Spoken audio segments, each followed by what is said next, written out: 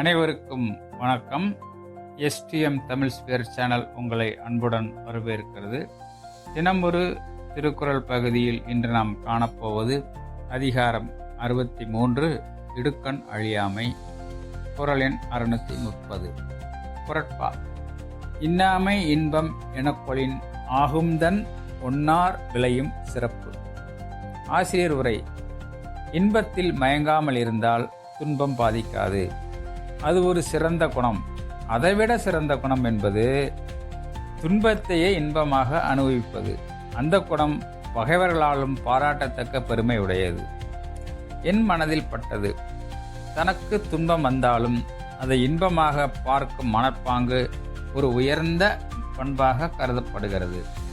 அவன் மனசுத்தி உடையவன் ஆகிறான். அவனை பகைவரும் கூட விரும்புவார்கள். காரணம், துன்பத்திலும் தன்னம்பிக்கை இழக்காமல் செயல்படுகிறார் என்பதால். இந்த காணொளியை கண்டதற்கு நன்றி.